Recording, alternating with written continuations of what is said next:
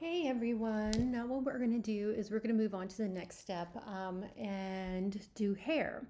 So if you see here, I know, like I said, we've talked about this. I mean, this does look a little awkward, and I know, let me zoom in here, that, we talked about the softness through here in the nose and, coming back in and reshaping the face using a mask and not worrying too much that there is not a heavier black line here. I reshaped this face to decide the face look more like that. But in all honesty, her hair is probably going to cover most of this anyway.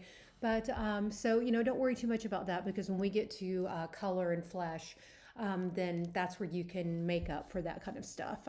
But what I would like to focus on right now is let's get some hair on here. So what you've noticed too, if you have a white background, please go to your bottom. Let me go up here, sorry. Let's scroll down to your background and make certain that you fill your background with a gray. And the reason being is because we're going to have to kind of color the hair in white after you kind of do a quick outline drawing of it. And you won't be able to see white on white. So if you have something to differentiate the two, then that's what, it'll make it a lot easier, and that's what you do need. So go ahead and do that for me if you haven't. And then I'm going to go back up here to hair. And so what I usually do is this first, is I just kind of draw like just a rough kind of, just outline. And I usually go back and erase a lot of these lines also. After we've done this, obviously I can't fill or I can't clip a layer to this to color it because it doesn't have anything to stick to, meaning that underneath this I have made another layer where it says hair fill, and I've gone in with a white paintbrush. So if you hit your B, go to your brush, and at 100%, you'll go up here. Let me hit B for you so you can see. Make sure your opacity and your flow both are at 100. And I just went in underneath this. Eventually what you're going to do once you get happy is you'll merge that layer with this layer and you'll only have one.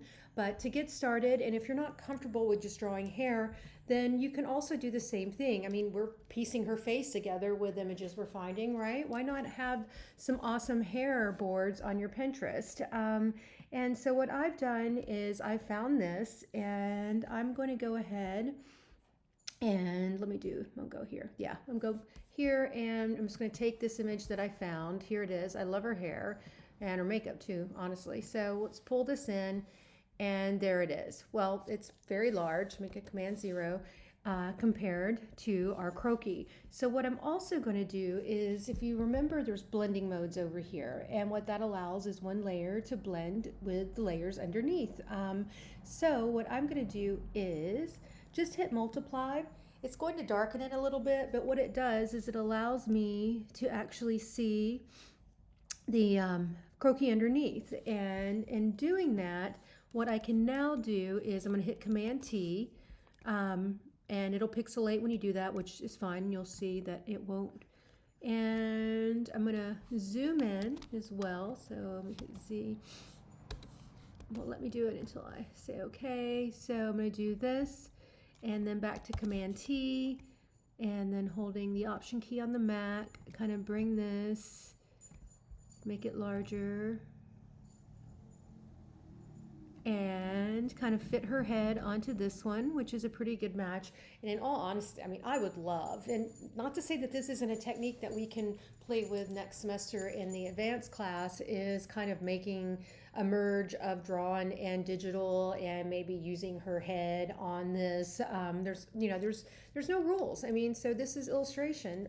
The only rule is to make certain that you are able to get your design across with the attitude of your collection. And as well, you're going to be doing technical drawings of your designs once we're done. So I'm going to do this and put her right there. And now what I'm going to do is go ahead and lower the opacity just a little bit too. And then on top of this image, I am going to, now that I've grabbed the image, let me do this and do that. Okay, so I am going to add a new layer, and I'm going to do hair 2 because I already have a hair. So I'm going to do hair 2 and hit OK. I'm going to hit my B for my brush, and I'm going to come up over here, Go back to default. So I'm clicking on the white and black squares here and black's on top. So now what I'm going to do is grab my paintbrush and see which one I want. So I'm going to go back to general brushes and I'm just going to take a soft round, okay? And do this. Remember we talked about last time, make sure I'm going to go over and click Shape Dynamics. Then I'm going to click on Shape Dynamics and put the pen pressure on because I'm using a tablet, so it makes all the difference in the world. I mean, it is just like drawing with a pencil. And I know I've mentioned this too. I have a Cintiq here, so I actually can draw right onto the screen. But if you have a Wacom tablet, I mean, they're awesome, and I have one that I keep in my bag. And if it's too slick for you, you can tape a piece of paper on top of it, and when you're drawing on it, it really does feel like you're drawing on paper. So if you're fearful of it maybe being a little slick or getting used to it, that's how I do. So if you ever see me pull out my Wacom tablet out of my bag and there's this rumply old piece of paper that's been taped down, occasionally, you'll have to change it out. But that's why, so whatever makes you comfortable with drawing. So now I am going to zoom in again so I can do this, and I'm going to do her hair. And so lightly, back to my brush, I'm going to hit B. I'm going to make sure, let me see, my pen, remember, bracket key on the right side makes it larger, bracket key on the left side makes it smaller. I'm going to take it down to about this. I don't want 100 and 100. Let me start with a 7. So I'm going to hit 7 for the shortcut and then shift 5 for 50% up here. So opacity 70 and 50. And let me see if this is something, okay, I'll just continue with this. And these are wispies that will probably eventually be erased. I'm not sure. I try not to do too many lines, but seeing that this is the type of little hairdo it is, then I'm going to, and then there's one through here maybe. And obviously too, you can play along and add more or less if you'd like. You might want to flip one out like this. And then there's that, and this one comes around. And do the same thing here.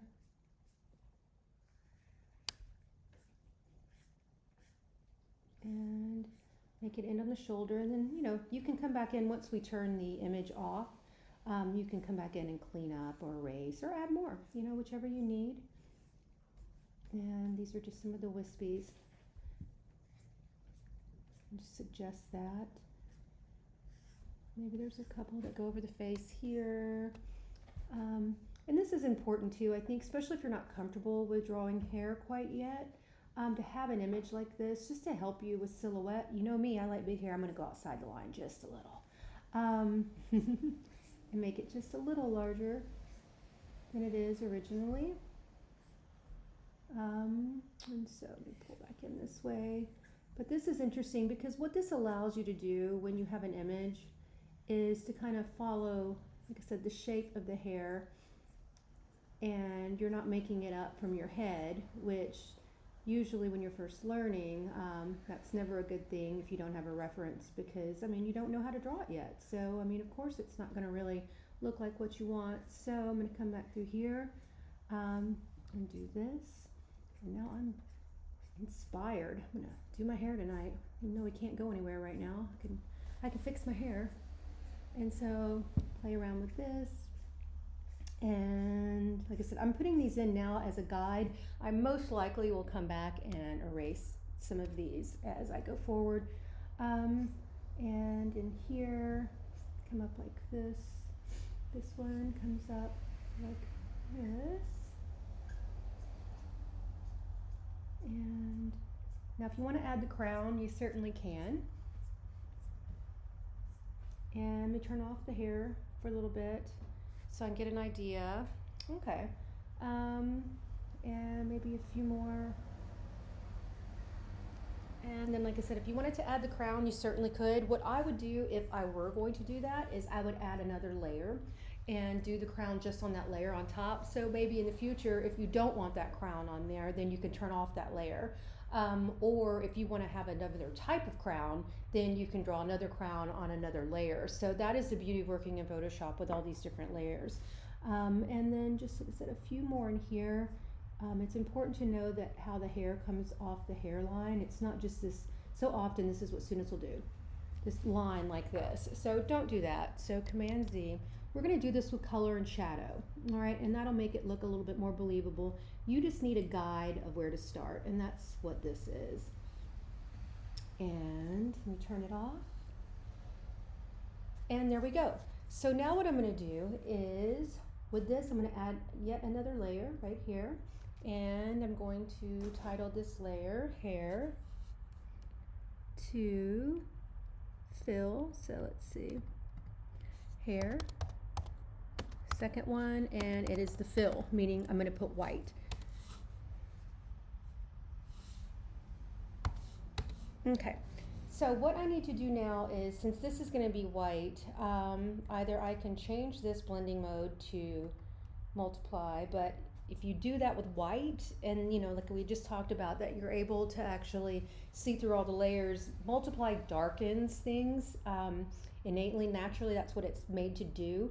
So what I do instead of doing that is I keep it normal and I just pull it underneath like this, and so now this white layer is underneath. So back to my brush, and if you notice up here it's at 70 and 50, so I'm going to hit 0 to bring it back to 100. I'm going to hit Shift 0 to bring my flow back, and then I'm going to come over here and hit these arrows and reverse it, and it's white. Also what I'm going to do is make my brush larger, and what I can do as well is you can turn off your Croquis on and off.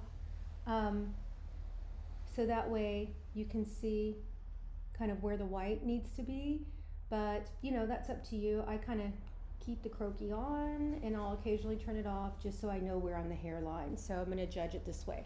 So I'm going to start off around here and go to Hair Fill.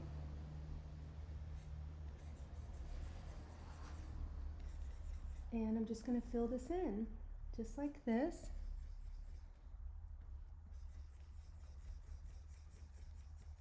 And go around.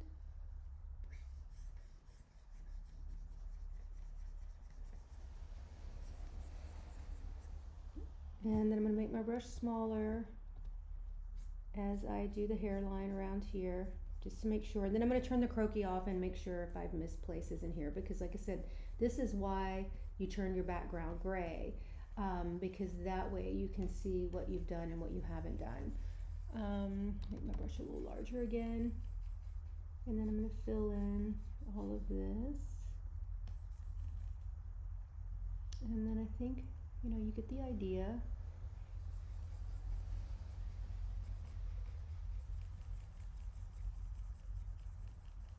And then I make my brush larger, and you can start to see her head disappears because I'm doing this, so I know I'm on the right track.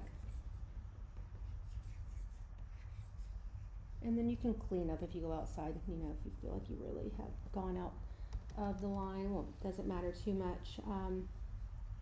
And then also too, as we do these in layers, what we do end up finding out is that, you know, you could always come back and add more, or change it up just a little bit more on another layer to kind of take that same little hairdo and then do something a little different with it. And I'm going to wisp a few off that way. And I apologize if you can hear these squeaks. Like I said, I'm drawing right on the screen, so. There we go. And fill that in.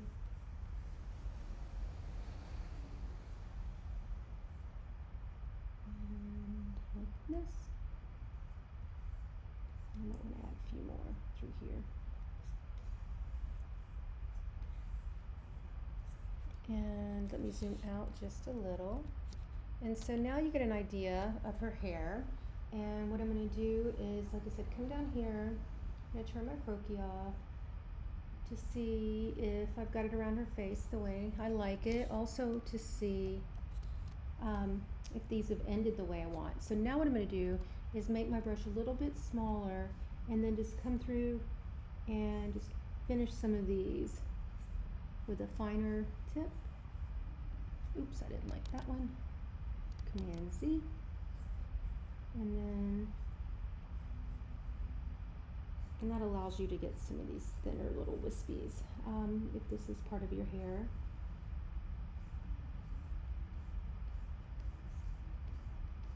And maybe that one going like this. There's a hole in there, and so that gray really helps. Let's see, let me go back and do it again.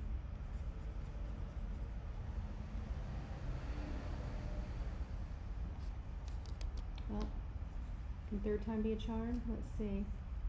Maybe I'll just stick with the direction. There we go.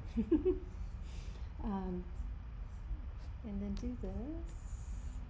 And there's some places in here now, like right on the hairline that I know I need to fill in. So just turning that croquis off at the end and doing any touch-ups like this. And then you'll have it. And so you've got the base for us to come back on the next video, and we'll be able to put some color onto this nice head of hair. There we go. So let me turn my croquis back on. Back here. There she is. And there's my hair. Command 0 to get full time. And there she is with that hair. So here we go. So what we can do is you can have several different hairdos, honestly. And so I've got this hair and this hair. And, ooh, wait a minute, maybe I'll use them both together. Look at that. So there you go, who knew? But if you don't want hair that big, then you can come back to these two and turn it off, and you can have that, or, you know, go big or go home, right? So, but anyway, so this is a way for you to actually get the silhouette of hair without being fearful of drawing hair, just using an image and then making it your own. And so after you complete this, then what we're gonna do is we're gonna add a layer to it once we merge the layer, and then we're going to add color. Okay? Good luck.